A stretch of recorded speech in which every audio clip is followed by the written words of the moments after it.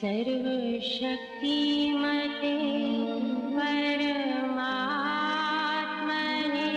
श्रीरामाय नमः। सर्वशक्तिमते परमात्मने श्रीरामाय नमः। सर्वशक्तिमते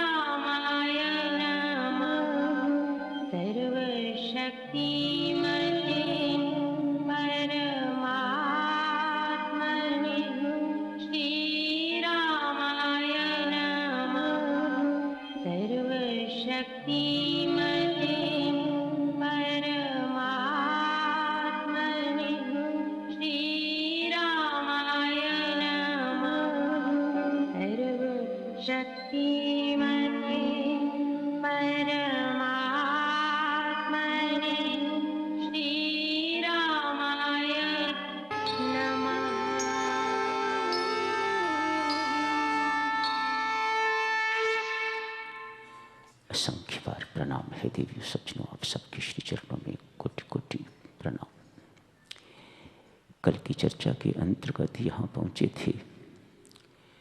गृहस्थ और विरक्त दोनों ही परम पद के अधिकारी हैं। दोनों को परम पद की प्राप्ति हो सकती है, परमात्मा की प्राप्ति हो सकती है, परम शांति की प्राप्ति हो सकती है, इसमें कोई संदेह नहीं है। आज एक राजा अपने मुख्यमंत्री से यही प्रश्न पूछता है, जिज्ञासा तो हर एक की रहती है। गृहस्थ बेचारा अपने आप को घटिया ही मानता है विरक्त की अपेक्षा।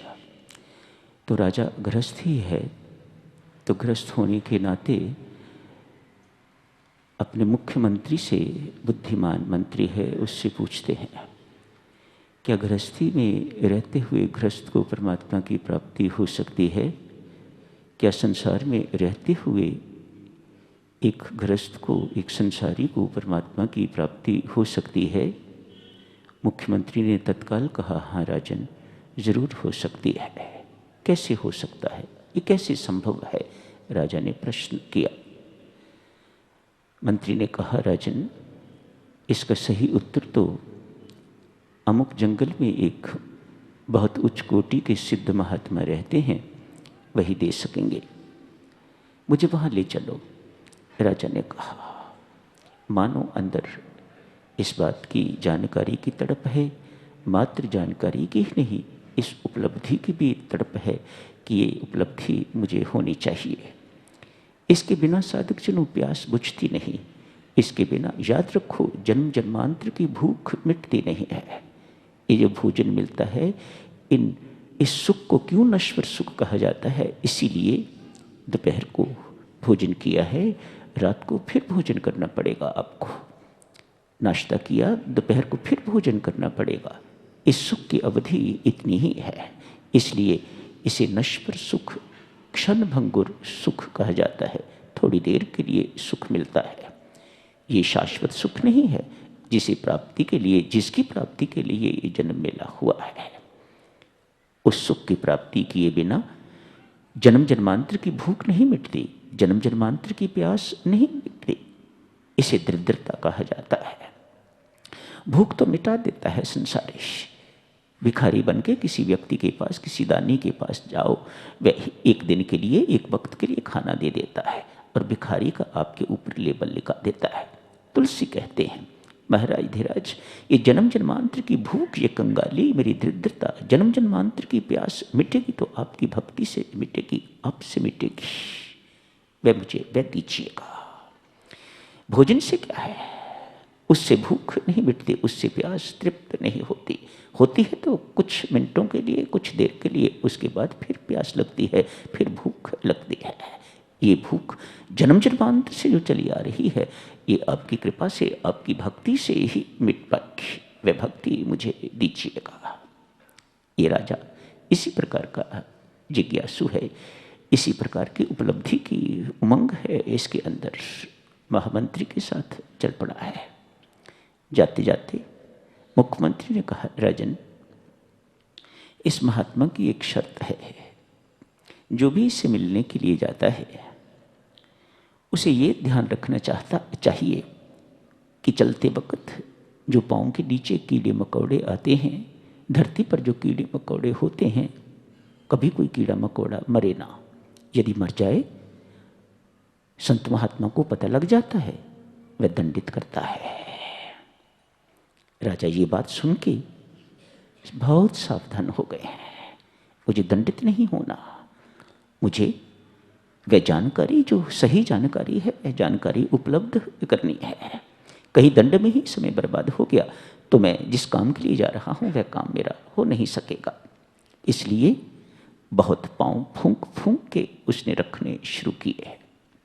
बहुत सावधानी ही साधना है। साधक जनों, याद रखो ये शब्द, साधना कोई बहुत बड़ी चीज़ नहीं मानी जाती। जिंदगी में सावधानी ही आ जाए, व्यक्ति को सावधान रहना आ जाए तो इसे ही साधना कहा जाता है।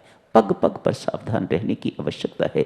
जैसे ये राजा चल रहा है, फूंक फूंक के चलता है, कहीं मेरे पाँव के नीचे कोई कीड़ा मकोड़ा ना आ जाए, कहीं मर ना जाए। संत को पता लग गया तो मुझे वहाँ से दंड मिलेगा। काफ़ी देर की यात्रा के बाद दोनों मुख्यमंत्री एवं राजा संत महात्मा की चरण शरण में पहुंचे हैं। जाके प्रणाम किया, बहुत सम्मान दिया संत महात्मा ने। साधक सुनो, संतों महात्माओं का, परमात्मा का ये स्वभाव ही है दूसरों को सम्मान देना। मात्र सम्मान ही नहीं, जिस चीज़ की जिसको ज़रूरत है, जिस चीज़ की जिसको भूख है, वह भूख मिटा देते हैं। यदि किसी को सम्मान की आवश्यकता है तो उसे सम्मान भी देते हैं। यदि किसी और चीज़ की आवश्यकता है, इसीलिए इन्हें कल्पतरु कहा जाता है। जैसा भाव इनके पास लेके जाओ, वैसी ही आपकी मनोकामना पूर्ण हो जाती है। वही चीज़ आपको ये देने में सक्षम है। बहुत सम्मान किया है, अपने पास प्रेम पूर्वक बिठाया है। कहो राजन, कैसे आना हुआ? ये जानना चाहते हो कि क्या गृहस्थ भी परमात्मा की प्राप्ति कर सकता है? यही प्रश्न है ना? हाँ, यही प्रश्न है महाराज मेरे हृदय में। एक बात बताओ राजा, कितनी लंबी यात्रा करके आए हो? बहुत घंटे लगे हैं महाराज।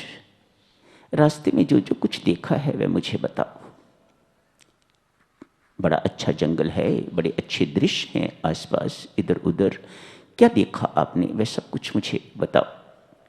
राजा हाथ जोड़ के प्रार्थना करता है, महाराज क्षमा करें, मैंने कुछ नहीं देखा। क्यों? इस मुख्यमंत्री ने मुझे कहा था, यदि धरती पर रेंगता हुआ कोई कीड़ा मकोड़ा राजा के पांव के आके नीचे मर गया तो महात्मा दंडित करते हैं। इसलिए महाराज मैं इतनी सावधानी से चलता रहा कि मैंने इधर उधर कुछ नहीं देखा, मैं कुछ देख ही नहीं सका। कहाँ नदी बह रही है मुझे पता नहीं, कहाँ पेड़ किस प्रकार के हैं, कहाँ लताएं किस प्रकार की हैं, मैं कुछ नहीं देख सका। कहाँ अति सुंदर दृश्य है, मुझे बिल्कुल किसी प्रकार का कोई बोध नहीं है, मैं देख ही नहीं सका। मेरी दृष्टि एक ही चीज़ पर टिकी हुई थी, कहीं मेरे से कोई अपराध ना हो जाए, मेरे से कोई हत्या ना हो जाए, जिसके कारण मुझे राजा को, संत महात्मा को दंडित करना पड़े। संत महात्मा कहते हैं, राजन यही तेरे प्रश्न का उत्तर है। यदि जीवन को इसी प्रकार से, जिस प्रकार तूने कीड़े मकोड़ों को मारने से बचाया है, उन्हें मरने नहीं दिया, जीवन को यदि इसी प्रकार से दुष्कर्मों से बचाया जाए, सावधान रखा जाए, तो परमात्मा की प्राप्ति, चाहे वह गृहस्थ है चाहे वह विरक्त है, हर एक को हो सकती है। दुष्कर्मों से तो बच के साधक जनों प्रत्येक को रहने की आवश्यकता है, चाहे वह गृहस्थ है चाहे वह विरक्त है। मत सोचिएगा संत महात्मा को दुष्कर्म करने की छूट है, अधिकार है, बिल्कुल नहीं। दोनों बराबर हैं। गृहस्थ को भी दुष्कर्म नहीं करने हैं और विरक्त को भी दुष्कर्म नहीं करने हैं। यदि इनमें से किसी को भी परमात्मा की प्राप्ति प्राप्त करनी है, इनमें से किसी को भी परम शांति लाभ करनी है। भय की वृत्ति बहुत बड़ी बात है साधक जनों। कोई वक्त था साधक जनों, जिस वक्त मैं नहीं मानता था कि परमात्मा से भयभीत होने की आवश्यकता है। अपनी अपनी मान्यताएं होती हैं। मूर्ख तो मैं इतना हूं नहीं, बुद्धिहीन भी इतना हूं नहीं, पर मेरे मन में ये बात उतरती नहीं थी, मेरे भीतर ये उतरती नहीं थी कि परमात्मा से डरने की आवश्यकता है। मैं यही मानता था परमात्मा डरने की चीज़ नहीं, परमात्मा तो प्यार करने की चीज़ है, उससे प्यार करना चाहिए, डरने की आवश्यकता उससे नहीं। हाँ, पाप से डरना चाहिए, मृत्यु से डरना चाहिए। तुलसीदास साधक शरू एक जगह पर भगवान श्री से 3 वृत्तियां मांगते हैं। कहते हैं, प्रभु मुझे 3 वस्तु में दीजिएगा, 3 चीजें मुझे दीजिएगा। सर्वप्रथम मेरा आपसे प्रेम इस प्रकार का हो जैसे एक पुत्र का मां से होता है या पिता से होता है। साधारण सी बातें हैं, लेकिन बहुत वजन है इन बातों में, बहुत वजनदार बातें हैं। मेरा प्रेम कैसा हो महाराज आपसे, जिस प्रकार एक पिता का पुत्र, पुत्र का पिता से, मां से हुआ करता है, ऐसा प्रेम मुझे अपने साथ दीजिए। ऐसा विश्वास दीजिएगा जैसा एक मित्र का दूसरे मित्र पर हुआ करता है। अच्छे मित्र हों तो बहुत विश्वास होता है। अपनी पत्नी की बातें मित्र के साथ ही हुआ करती हैं, विश्वास है उसके ऊपर। ऐसी बातें जो और किसी को नहीं बताई जा सकती वह मित्र के साथ होती हैं। विश्वास होता है परस्पर मित्रता का। ये मित्र मेरा कभी बुरा नहीं कर सकता, ये विश्वास होता है। हे राम जी, ऐसा ही विश्वास मुझे दीजिएगा। 2 बातें मांगी, एक तो प्रेम मांगा, दूसरी बात ये मांगी कि मुझे आप पर इस प्रकार का विश्वास होना चाहिए। तीसरी बात मांगी है, परमात्मा देव जिस प्रकार से प्रजा को राजा से भय हुआ करता है, ठीक इसी प्रकार से मैं भी आपसे डरा करूं। तुलसीदास गलत तो नहीं हो सकते साधक जनों, इसलिए मुझे भी अपनी सोच ठीक करने की आवश्यकता है। तुलसीदास बताते हैं, देवियों सज्जनों, परमात्मा का प्यार पाके, परमात्मा का प्रेम पाके, विश्वास पाके आप अपनी मनमानी करने के अधिकारी नहीं हो जाते। तुलसीदास यहां स्पष्ट करते हैं, मैं परमात्मा के दरबार से उसके प्रति भय क्यों मांगता हूं, इसलिए कि परमात्मा देव तेरा प्यार और तेरा विश्वास मुझे मन माने करने का अधिकारी न बना दे। ये भय मुझे रहे कि परमात्मा मेरे सिर पर बैठा है, कोई मुझे दंड देने वाला बैठा हुआ है, इसलिए मुझे भय की वृत्ति भी चाहिए। ये 3 वृत्तियां चाहिए, प्रेम चाहिए, विश्वास चाहिए एवं भय भी चाहिए। जिस प्रकार राजन मेरे दंड का भय था तुम्हें, इसलिए तू बहुत सावधानी से चलता रहा है कि तेरे पाँव के नीचे आके कोई कीड़ा मकोड़ा इत्यादि न मर जाए। यदि व्यक्ति इसी प्रकार से परमात्मा के दंड से भयभीत रहे, मृत्यु से भयभीत रहे, दुष्कर्म करने से भयभीत रहे, तो वह अवश्य परम शांति को प्राप्त कर सकेगा, इसमें कोई संदेह नहीं है। आइए साधकजनों आगे बढ़ते हैं। मृत्यु का भय भयराज माना जाता है। एक सुखी परिवार की चर्चा करते हैं, मृत्यु के भय को छोड़ते हैं, क्या लेना देना है, भयभीत तो रहना ही चाहिए, याद रखना चाहिए मृत्यु को।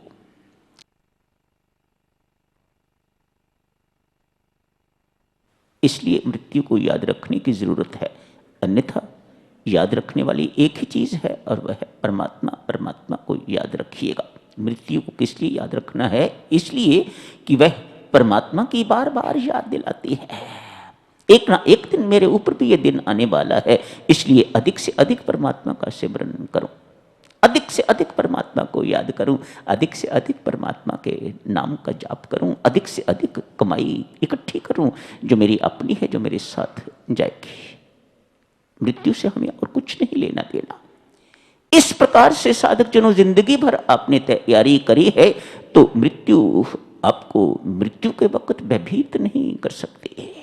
ऐसी कमाई वाले को मृत्यु भी मार नहीं सकती, मृत्यु भी उससे भयभीत होती है, वह मृत्यु से भयभीत नहीं होता। तैयारी है महाराज, जब मर्जी ले चलो, क्या सोच विचार करने की जरूरत है। भय तो उससे हो जिसका खाता साफ सुथरा ना हो, जिसका खाता बहुत सुंदर है, जिसने कमाई करी है जीवन भर परमात्मा के नाम की कमाई करी है, पाप रहित जीवन जिसने व्यतीत किया है, उसे किस बात की घबराहट है? मृत्यु से क्या लेना देना है उसे? मृत्यु से अपने यार से मिलना है, दिलदार से मिलना है। यहां ना मिले वहां जाके मिल लेंगे। जैसे वह यहां रखता है मुझे पूरा यकीन है उससे बेहतर अपने पास वह रखेगा। कम से कम अपने पास तो रखेगा, फिर भय कहां? भय की कोई गुंजाइश नहीं है। भय की गुंजाइश तभी है साधक चलो जब हमारा खाता साफ नहीं होता, हमारा जीवन पापमय जीवन होता है। तनिक सोच के देखो, दिन में एक दिन में यदि पाप थोड़े अधिक हो जाते हैं तो रात को ये पाप सोने नहीं देते आपको। शराब पीनी पड़ती है, गम गलत करते हो, कहते हो इतना गम है आज, शराब पीने की आवश्यकता है, गोली खाने की आवश्यकता है। पाप आज ज्यादा हो गए, ये पाप इस प्रकार का है। पाप रहित जीवन आपने व्यतीत किया है तो साधक जनों मृत्यु से भयभीत होने की आवश्यकता नहीं। नाम की कमाई करी है तो आपको मृत्यु से भयभीत होने की आवश्यकता नहीं। ये मृत्यु आपका कुछ नहीं बिगाड़ सकेगी, मात्र एक छोटा सा साधन है इधर से उधर ले जाने का, दैट्स ऑल, बस और कुछ नहीं। एक सुखी परिवार किस प्रकार का होता है साधक जनों? सुख शांति से भरपूर कैसा परिवार होता है? एक जंगल में बस्ती है, उस बस्ती में 5 सदस्यों का एक परिवार रहता है। माता पिता, 2 पुत्र, 1 बेटी है। पिताश्री का कामकाज कोई बहुत अच्छा नहीं है, बच्चों को पढ़ा नहीं सका। पालना तो होता ही है, जैसे भी हुआ पालन पोषण तो किया, लेकिन बच्चे पढ़ लिख नहीं सके, उदंड हो गए, गलत सोसाइटी में पड़ गए, माता पिता के आज्ञाकारी नहीं रहे, अपनी मनमानी करते, आगे मुख खोलते। घर का वातावरण बड़ा कला क्लेश का वातावरण। बड़े हो गए हैं, माता पिता को इनके विवाह की चिंता है, कौन विवाह करेगा इनके साथ? सबसे अधिक चिंता बच्ची की, इसे तो अपने घर भेजना ही है, इसके हाथ तो पीले करने ही हैं। माता पिता को इन बातों की चिंता हुआ करती हैं। पुत्रों की भी चिंता तो पुत्री की अधिक चिंता। ऐसा ही परिवार ये है। भाइयों ने सोचा जब तक इसका विवाह नहीं होगा हमारा विवाह नहीं होगा, इसको किसी न किसी ढंग से घर से विदा करना चाहिए। षड्यंत्र रचा है, दोनों भाइयों ने मिलकर षड्यंत्र रचा है। किसी साहूकार से इसका विवाह करते हैं, वहां से 20, 25, 30 हजार रुपया लेंगे। उसके बाद किसको कहने योग्य हो सकेंगे कि हमारे पास पैसा है? भाई ऐसी कोई बात नहीं है कि हम बेकार हैं, पर फिर भी हमारे पास पैसा है तो हमारा विवाह होने की संभावना है। एक साहूकार मिल गया, एक अच्छा व्यक्ति मिल गया, उसके साथ अपनी बहन का विवाह निश्चित कर दिया। विवाह हो गया है, बहन को सब कुछ समझा दिया है क्या करना है। बहन ससुराल चली गई है, पति के साथ अपने ससुराल चली गई है। अगले ही दिन या 2 दिन के बाद उसको वापस अपने मायके आना था। ऐसी ही योजना, ऐसा ही रिवाज होता होगा। 1-2 दिन के बाद एक फेरा डालना होता है। अपने गहने जितने भी पहने हुए थे इस तरफ से उस तरफ से उतारे नहीं, पहन के रखे हुए हैं। वह तो शरीर पर ही रहे। इसके अतिरिक्त और भी जितना कैश इकट्ठा कर सकती थी वह कैश भी उसने ले लिया है। लेके पति के साथ मायके की ओर अग्रसर हो गई है। जगह जगह का पता है, उसी इलाके की रहने वाली है, जंगल में घूमती फिरती रहती है, उसे पता है कहाँ क्या है कहाँ क्या नहीं है। कहा प्यास लगी है। पति ने कहा तुम बैठो इधर ही, मैं पानी लेके आता हूँ। नहीं, मैं भी साथ ही चलती हूँ, वो कुआं है वहाँ से पानी मिलेगा, आपको क्यों तकलीफ करनी पड़ेगी, मैं भी साथ ही जाती हूँ आपके। पति कुएं से पानी निकालने लगा है, पत्नी ने धक्का दिया, कुएं में फेंक दिया। षड्यंत्र इस प्रकार का था, ऐसा ही करना था, भाइयों ने ऐसा ही समझाया हुआ था। इसको बीच में से निकाल, इसको निकालेंगे, सब कुछ अपना हो जाएगा, उसके बाद अपना विवाह इत्यादि करेंगे। जिसको परमेश्वर रखे उसे कौन मार सकता है। इसको तैरना आता था, जमाई को तैरना आता था। आवाज अंदर से आवाज दी, कोई यात्री इधर उधर घूमते फिरते, कोई प्यासे इत्यादि थे, उन्होंने इनको बाहर निकाल लिया। बाहर निकल के कपड़े इत्यादि सुखाए और ससुराल चले गए। हर कोई चकित है, ये क्या हो गया, इसको तो मार के आए थे, इसको तो कुएं में फेंक के आए थे, ये जीवित कैसे आ गया। पर अब क्या किया जा सकता है, जीवित है, मरा नहीं है। 2-1 दिन दामाद वही रहा है, कोई जिक्र नहीं किया आपकी बेटी ने मेरे साथ ऐसा किया है। शायद वह व्यक्ति, उसे याद ही नहीं है कि मेरी पत्नी ने मेरे साथ इस प्रकार का प्रयास किया है। याद रखो, चर्चा चल रही है एक सुखी परिवार, एक ऐसा परिवार जो परम पद का अधिकारी हो जाता है, वह कैसा होता है। पत्नी को साथ लेके वापस जाना था, वापस चले गए। पति हंता है पत्नी, शब्द याद रखो, अटेम्प्ट टू मर्डर, पति हंता ये पत्नी। लेकिन पति ने कभी जिंदगी भर इस बात का जिक्र नहीं किया, कभी इस बात को जितलाया तक नहीं कि तूने मेरे साथ इस प्रकार का किया था। रहते रहते आपस में प्रेम बढ़ने लग गया, बच्चे हुए, बड़े हुए, 2 पुत्र विवाह योग्य हो गए। दोनों पुत्रों का विवाह हो गया है, दोनों की बहुएं आ गई हैं घर पर, एक बड़ी बहू एक छोटी बहू। दोनों पति पत्नी अपने सुखी निहाल परिवार को, उनके भी आगे बच्चे, फलता फूलता परिवार, बहुत प्रसन्न हो रहे हैं। इतने बड़े परिवार को देख के होती ही है पति बनने की प्रसन्नता, फिर पिता बनने की प्रसन्नता, फिर पितामह बनने की प्रसन्नता। ये सब कुछ देखने को मिलता है, संसार में भी मिलता है, आप लोग भी महसूस करते हो। आप कहते हो इतना सुख पिता कहलवाने का नहीं था जितना सुख बाबा दादाजी कहलवाने का है। संसार की अपनी अपनी मान्यताएं हैं, अद्भुत सी मान्यताएं हैं, ऐसा महसूस होता है। बाबा से जितना पोता प्यार पाता है इतना शायद आप अपने पुत्र को नहीं दे पाए। ये कुछ सिलसिला इस प्रकार का है। जैसे आयु बढ़ती जाती है मोह ममता भी बढ़ती जाती है। ये तैयारी अच्छी नहीं है, ये आपको रुलाएगी, ये आपको पुनर्जन्म के लिए तैयारी कर रही है। तैयारी तो इस प्रकार की होनी चाहिए कि बढ़ती आयु के साथ ये मोह ममता का जाल जो है वह कटता जाए, हटता जाए, छोटा होता जाए। यदि बढ़ता गया तो ये आपके लिए हितकर नहीं है। ये आपको पुनर्जन्म करवा के रहेगा, कोई रोक नहीं सकता। बेशक आपने बहुत नाम की कमाई करी हुई है, इसके बावजूद भी अभी भी आपकी आसक्ति नाम के साथ पूर्ण ना हो के तो आसक्ति आपकी कहीं ना कहीं बिखरी हुई है, जिसे मोह कहा जाता है संसार के साथ। आपने अभी भी अपने आप की तार जोड़ रखी हुई है। काश आपने पूरी की पूरी तार अपनी परमात्मा के साथ जोड़ी हुई होती तो फिर कौन, किस लिए वापस फिर आना, यहां कोई नहीं है हमारा। जब तार वापस जुड़ी रहती है तो फिर परमात्मा कहते हैं अभी तेरी तार वहां जुड़ी हुई है, चल वापस एक बार और एक जन्म और ले, अगले का उसके बाद फिर देखेंगे।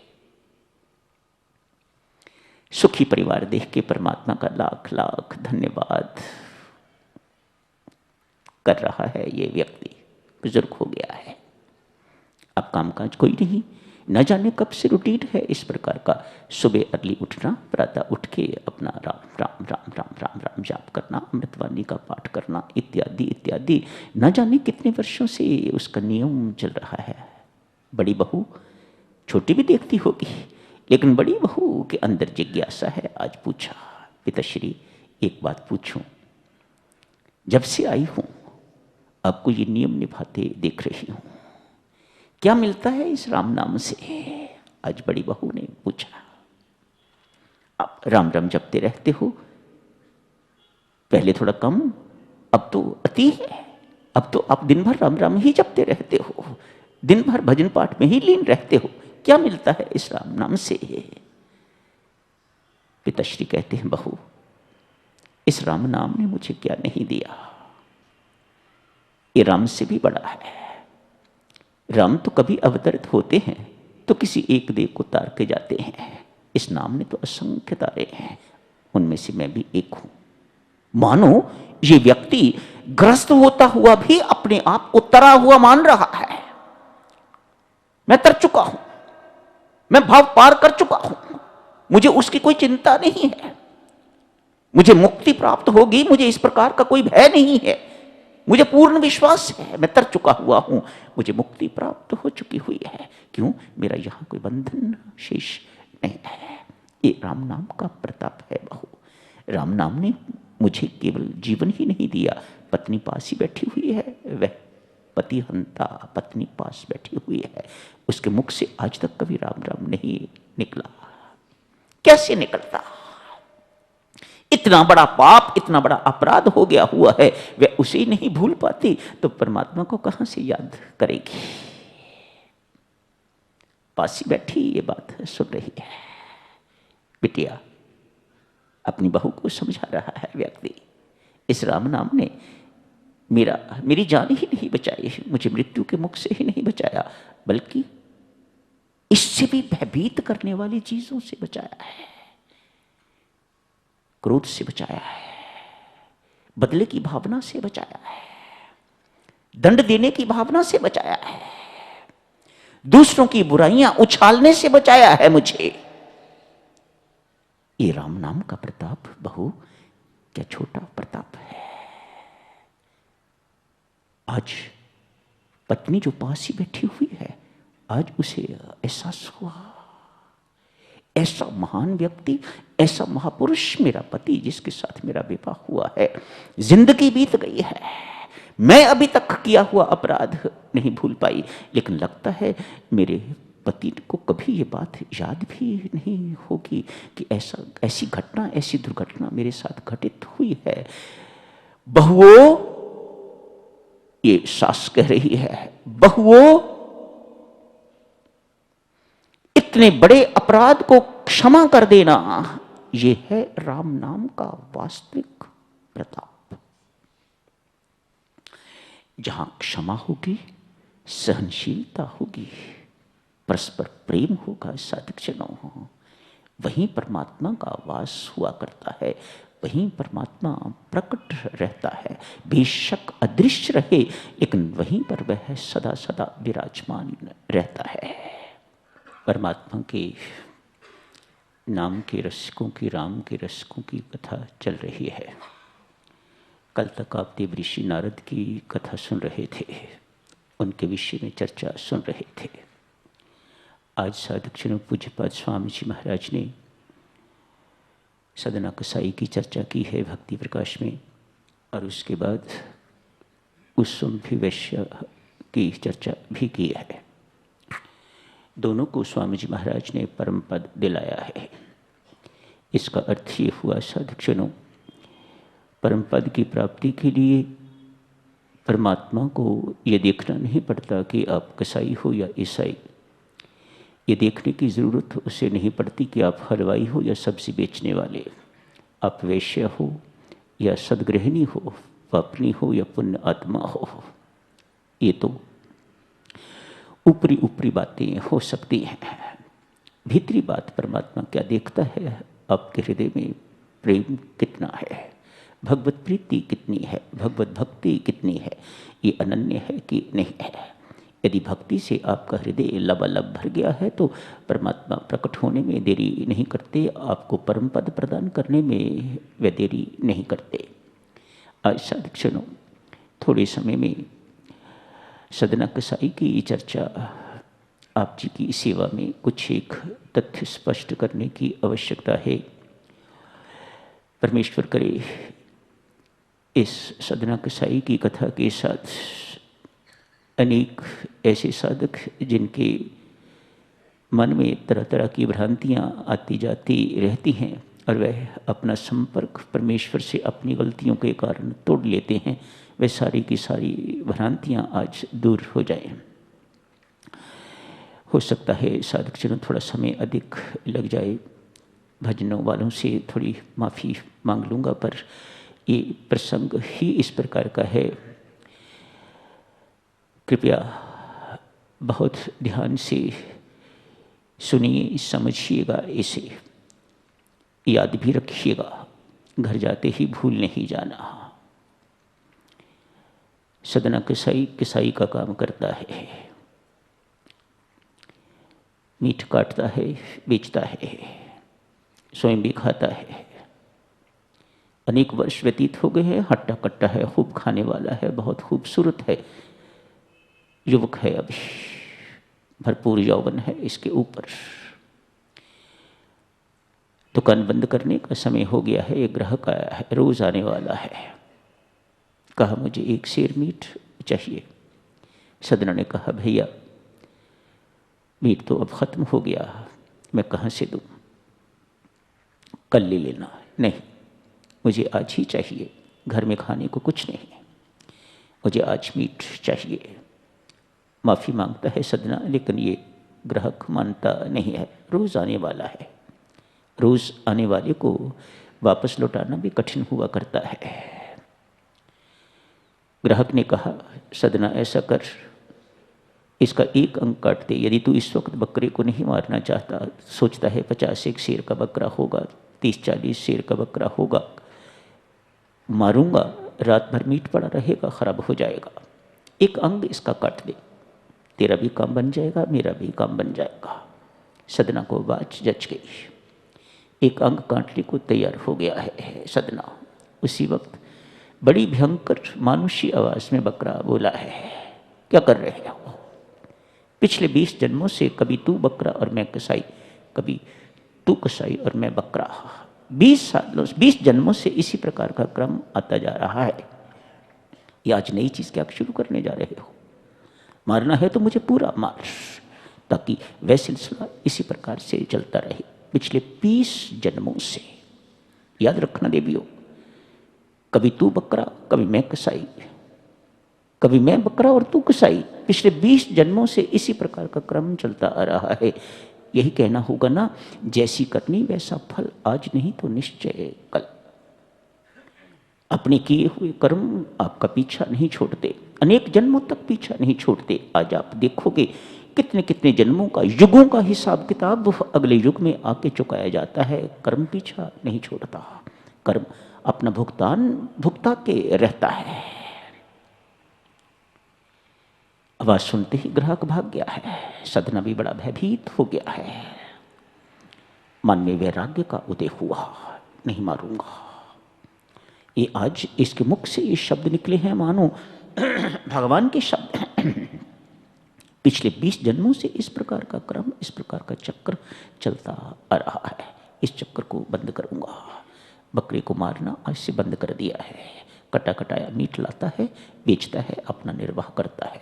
लेकिन अब प्रीति परमात्मा से जुड़ी हुई है, लव परमात्मा से लगी हुई है, इधर से वैराग्य उदय होता जा रहा है। आज वह समय आ गया जब सदना अब संसार में रहना नहीं चाहता, सब कुछ छोड़ छाड़ के जंगल में चला गया है। अनेक वर्ष वहां जाके तपस्या करी है सदना कसाई, अब कसाई नहीं रहा, सदना भक्त हो गया है। अनेक वर्षों तक तपस्या करी है वहां पर जाके। जो कुछ भी खाने पीने का अच्छा खाने पीने का स्वभाव था, जो अच्छा खाने पीने वाला है वह कहीं ना कहीं हर जगह ढूंढ लेता है अच्छा खाना। उनको खाना अच्छा बनाना भी आता है, खाने का शौक है तो फिर बनाना भी सीखना पड़ता है। सदना अपनी हृष्टता पृष्ठता बिल्कुल बना के रख रहा है।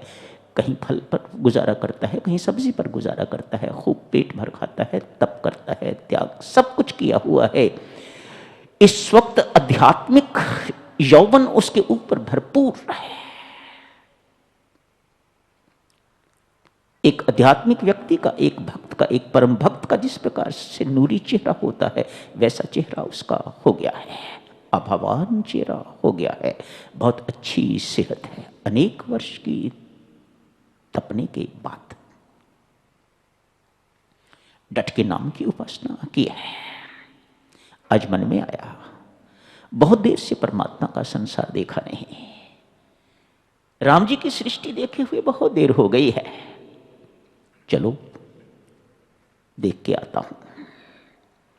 सृष्टि तो सृष्टि ही रहती है, जब मर्जी इसे देखो। देखना तो ये है कि भक्त की अपनी दृष्टि बदली है कि नहीं बदली है। दृष्टि आपकी बदलना ही अध्यात्म का कार्य है, वह आपकी दृष्टि बदल देता है। सृष्टि तो बिल्कुल वैसी की वैसी ही रहती है, उसमें कभी कोई परिवर्तन नहीं होता, ना ही उस परिवर्तन की कभी अपेक्षा करना कभी नहीं होता। आपकी अपनी दृष्टि बदलती है, ये अध्यात्म की महिमा है, ये अध्यात्म का काम है। बदली हुई दृष्टि से सदना संसार में प्रवेश करता है। अपनी कोई इच्छा नहीं है किसी प्रकार की, कहाँ जाना है, किस नगर में जाना है। आप जाते हो तो होता है दिल्ली जाना है, मुंबई जाना है, कलकत्ता जाना है, इत्यादि इत्यादि। इसके मन में इस प्रकार की कोई इच्छा नहीं है कहाँ जाना है। जिस तरफ रास्ता जा रहा है चलते जा रहे हैं। सदना एक नगर आया, उसमें घुस गए। उस नगर की पहली गली आई, उसमें घुस गए। उस गली में एक मकान देखा सामने, उसमें घुस गए। शाम का समय हो गया हुआ था। एक गृहिणी युवती, नवविवाहिता तो नहीं पर कुछ ही देर हुई होगी विवाह हुए हुए, बहुत वृद्ध नहीं, एजड नहीं थी, उस पर भी भरपूर यौवन था। ये तो हट्टा कट्टा था ही। अतिथि रख लिया अपने पास, आज रात यहीं रहिएगा। अपनी इच्छा नहीं तो परमात्मा की इच्छा, दूसरे और कौन है। जब अपनी कोई इच्छा नहीं तो फिर जब दूसरी इच्छा होती है तो वह सिर्फ परमात्मा की इच्छा, ऐसी भक्त की मान्यता हुआ करती है। राम की इच्छा है मैं यहाँ रहूं, अतिथि बन के रहूं, रहे। अच्छा भोजन उन्होंने खिलाया पिलाया, खूब सेवा की। युवती का मन बिगड़ गया। रात्रि का समय है, पति सो गया है, युवती सदना के पास चली गई है। क्या कर रही हो मां? सदना ने कहा।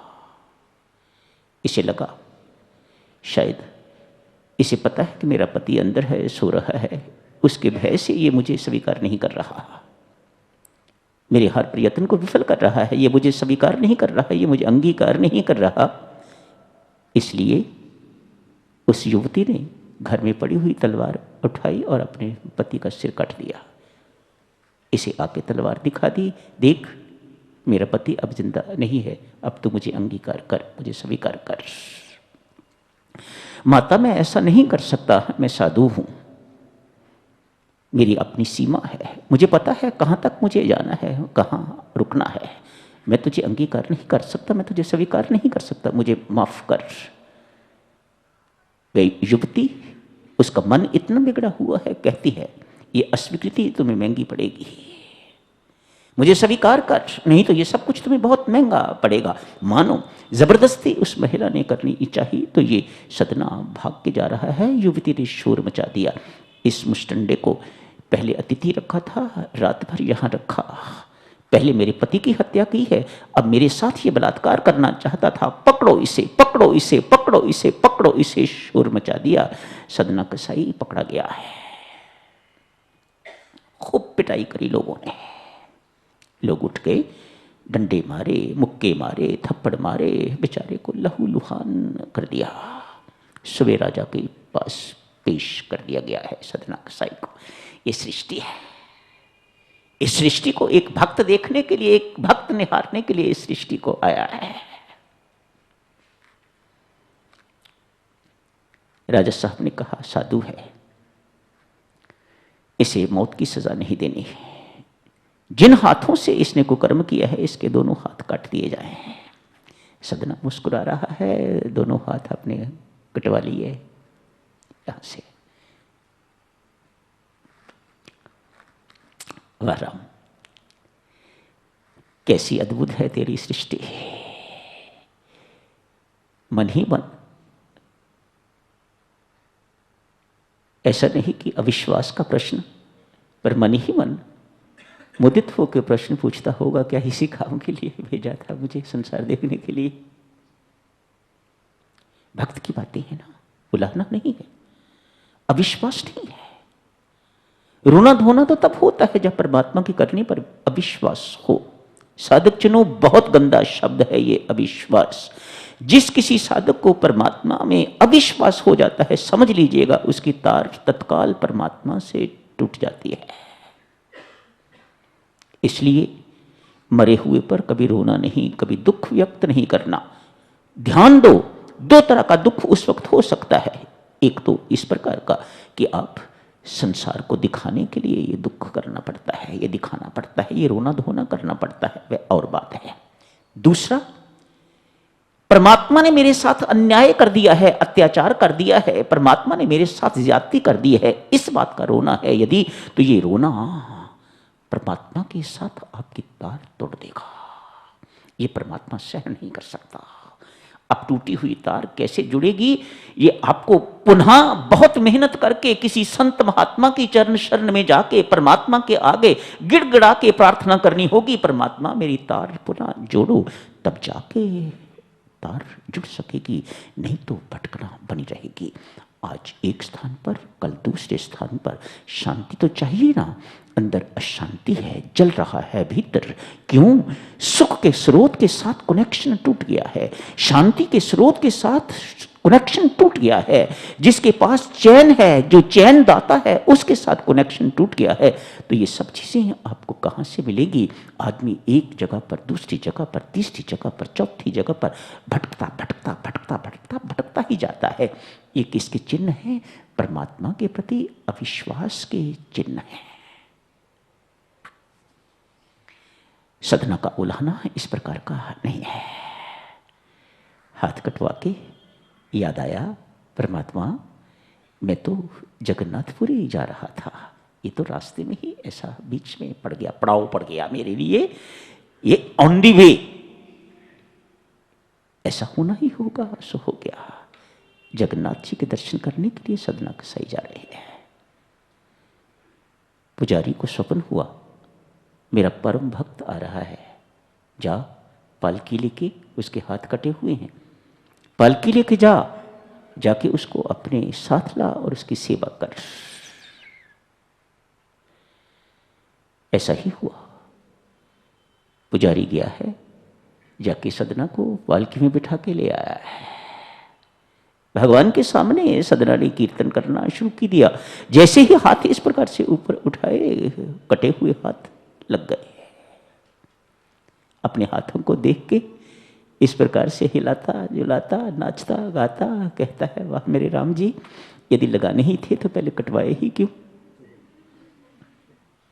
मन में प्रश्न आया, जिज्ञासा। मुस्कुराते हुए, हंसते हुए पूछा, मेरे प्रभु कमाल की तेरी लीला है, अभी कुछ देर पहले तो कटवाए थे, यदि फिर लगाने थे तो ये कटवाई ही किस लिए? क्यों तकलीफ करी तूने ये? मैं तो बिल्कुल वैसा का वैसा ही हूं। कटवाने से पहले भी ऐसा ही था और कटवाने के बाद भी बिल्कुल ऐसा ही हूं। आपने लगा दिए हाथ, तेरी मेहरबानी, ना भी लगवाता तो भी तेरी मेहरबानी। ये भक्त की दृष्टि है, ये भक्त की दृष्टि है, ये आध्यात्मिकता के चिन्ह है, ये आध्यात्मिकता का प्रताप है। मैं तो हर हालत में खुश ही था परमात्मा, मुझे कुछ फर्क नहीं पड़ा। बिना हाथों के भी ठीक था, अब तूने हाथ लगवा दिए हैं तो भी ठीक है। तेरी हर हाल में मेरी मौज ही मौज है। एक बात पूछूं परमात्मा, बिल्कुल ऐसे ही साधक जनों, जैसे एक नन्हा मुन्ना बच्चा तोतली बोली में अपने माता पिता से कुछ पूछना चाहे तो वह सुनाए, बताए। बच्चे को बड़ी मौज होती है। एक ऐसे छोटे बच्चे की याद आती है जिसने अपने पिताश्री को बचपन में पूछा, पिताजी आपको हीर रांझा की कहानी आती हो तो मुझे सुनाओ। बहुत छोटा बच्चा है, बहुत बड़ा नहीं है, स्कूल गोइंग चाइल्ड। पिता ने कहा, बेटा थोड़ा बड़े हो जाओ फिर सुनाऊंगा। आज सतना कसाई इसी प्रकार से भगवान से पूछता है, परमात्मा देव तेरे घर में ना अन्याय है, ना अत्याचार, ना गलती। जो कुछ मेरे साथ हुआ ये ना ही अन्याय है, ना ही अत्याचार है, ना ही गलती है। तेरी करनी बिल्कुल सही है। मेरी अपनी जानकारी के लिए परमात्मा, यदि तू संभव समझे, यदि तू उचित समझे तो क्या मैं जान सकता हूँ ये किस करनी का फल और कब की करनी का फल कि मेरे हाथ इस प्रकार से कट गए, उधर मेरी मार पिटवाई करवाई इत्यादि इत्यादि, ये कैसे हुआ सब? भगवान समझाते हैं। प्रभु कहते हैं, सदना कुछ जन्म पहले, शायद परमात्मा ने एग्जैक्टली कहा हो, मुझे याद नहीं, कुछ जन्म पहले काशी के पास एक जंगल में तू रहा करता था। उस जंगल में तेरी एक एकाकी कुटिया थी। बड़े, ये अब की बात नहीं है, ये अब का सदना नहीं है, पिछले जन्मों की बात है। तू तब भी एक सन्यासी था, एक तपस्वी था, एक त्यागी था। उस कुटिया में तू रहता था, ध्यानस्थ, बड़ी मौज का जीवन व्यतीत हो रहा था। हर वक्त परमात्मा से जुड़ा रहता था, हर वक्त परमात्मा की भक्ति में तल्लीन रहता था। आज एक तेरी कुटिया के आगे से भागती भागती गाय निकलने की कोशिश कर रही है। तेरी आंख खुली, हट्टा कट्टा था तू उस वक्त भी, तेरी सेहत बहुत अच्छी थी। इन्हीं बाहों से, इन्हीं बाजुओं से, इन्हीं हाथों से तूने उस गाय को सींगों से पकड़ के तो रोका। तुझे पता नहीं था कि पीछे कौन है। पीछे वाला व्यक्ति आया, उसने आके कहा, गाय मेरी है, मैं इसे पकड़ने के लिए भाग रहा हूं इसके पीछे। तुझे गाय से क्या लेना देना था? तूने गाय वापस कर दी, वह कसाई था। उसने जाते ही गाय को मार दिया। जिस महिला ने अभी अपने पति को मारा है वह वही गाय है,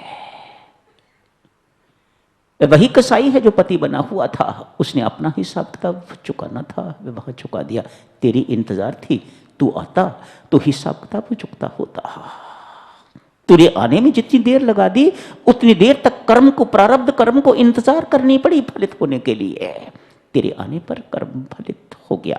जिन हाथों से तूने गाय को रोका था वे हाथ कटने योग्य थे, कट गए। कहा, महाराज धीराज, कटे हुए हाथों को आपने लगवा दिया, ऐसा भी तो कर सकते थे कि मेरा वह पाप अपराध ही क्षमा कर देते, उस प्रारब्ध को ही मिटा सकते। भगवान ने कहा कर सकता था, नहीं किया। इसलिए भगवान श्री किसी दूसरी जगह पर साधक समझाते हैं, एक भक्त की सेवा करने के लिए जगन्नाथ, उस भक्त का नाम, उसकी सेवा करने के लिए भगवान जाते हैं।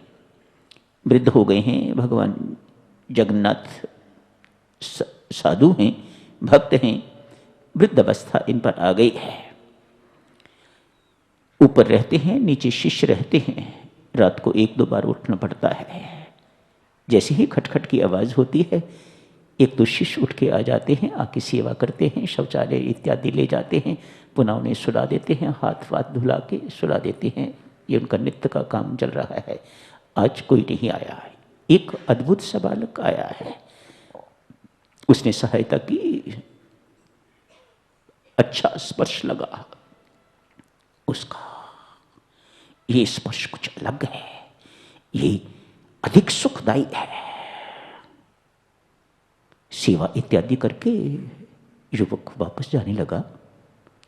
कहा पुत्र, तुम्हें कैसे पता लग जाएगा कि खटखट की आवाज हुई है? तूने कहा खटखट की आवाज होते ही मैं पुनः आ जाऊंगा, मेरी इंतजार करना, मैं तत्काल आ जाया करूंगा, मैं देरी नहीं करूंगा। पूछा क्या सोते नहीं हो? झपकी लेता हूं, सोता नहीं। युवक ने कहा, मान गए, जगन्नाथ मान गए इस बात को। अगले दिन जैसे ही खटखट हुई फिर आ गए, उससे अगले दिन फिर खटखट हुई फिर आ गए। इतनी जल्दी जल्दी ये लोग तो नहीं आते थे, मेरे शिष्य तो नहीं आते थे। तुम कौन हो, कहाँ रहते हो? सब जगह रहता हूँ, अब जहाँ भी बुलाओ मैं वहीं आ जाता हूँ, सेवा करता रहता हूँ, सोता नहीं हूँ, झपकी लेता हूँ मात्र, उससे मेरा काम कर जाता है।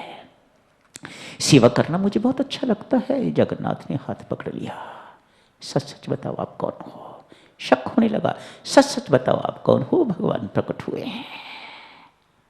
सेवा करने की बजाय मेरा रोग क्यों नहीं काट देते? खत्म करो, ये मुझे रोगी क्यों रखा हुआ है? तुझे रोज तकलीफ करनी पड़ती है आने के लिए, 1-2 बार आके मुझे शौचालय ले जाते हो, मेरा रोग ही क्यों नहीं काट देते? भगवान श्री यहां समझाते हैं। देवियों सज्जनों, ये 2-3 बातें बहुत सुनने योग्य हैं। भगवान श्री समझाते हैं, कहते हैं भक्त, प्रारब्ध 3 प्रकार की हुआ करती है। मंद प्रारब्ध, तीव्र प्रारब्ध और तीव्रतर प्रारब्ध।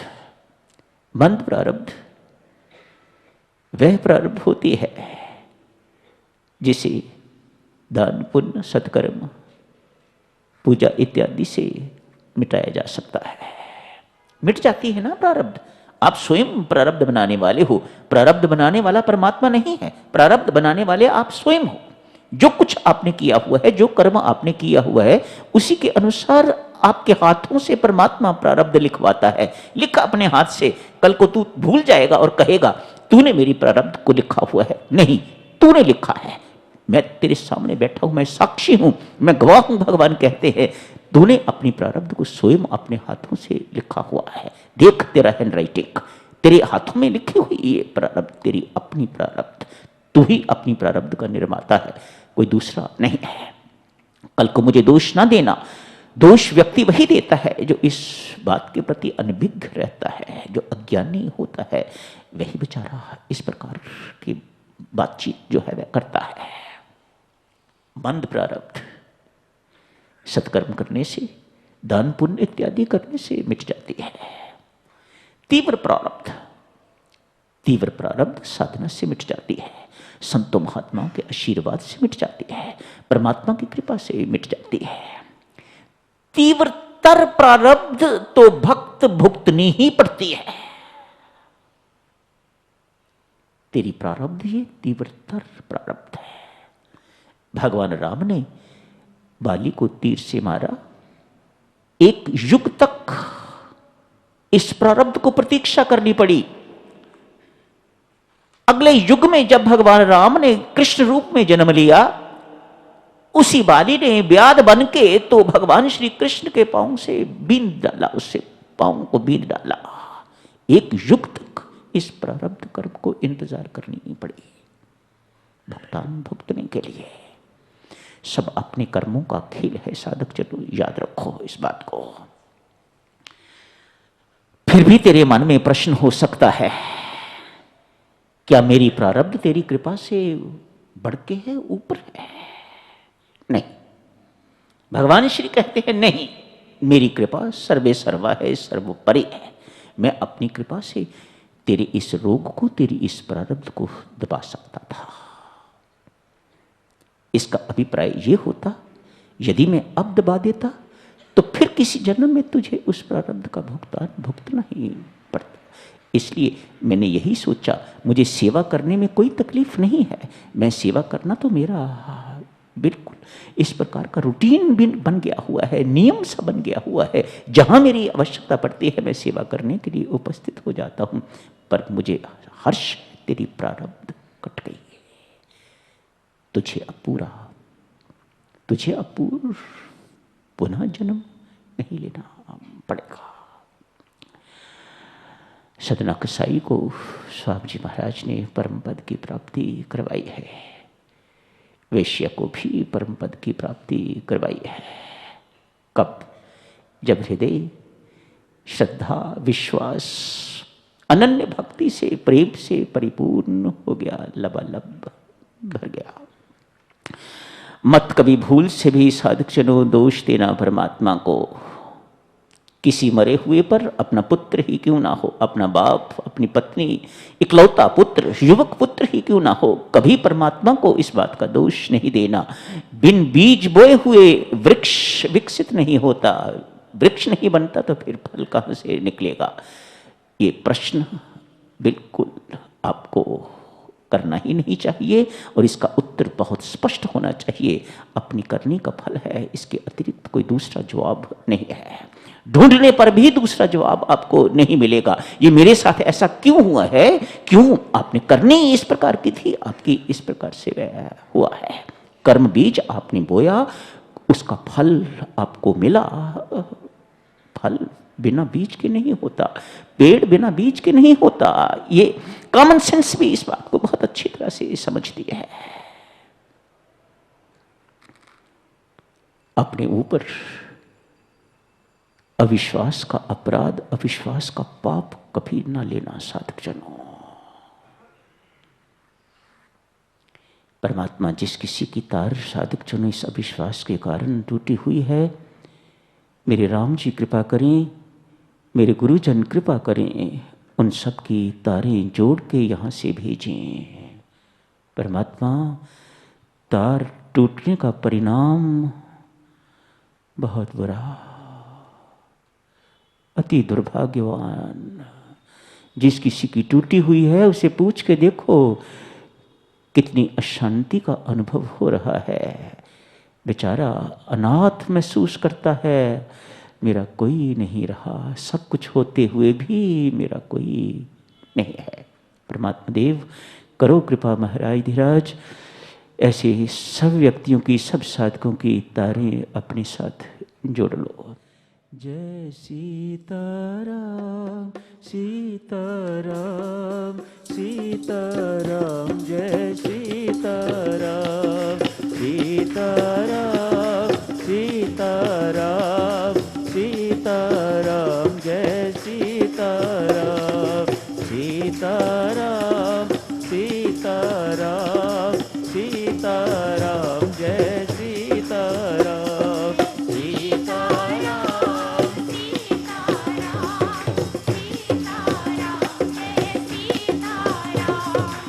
सीताराम सीताराम सीताराम,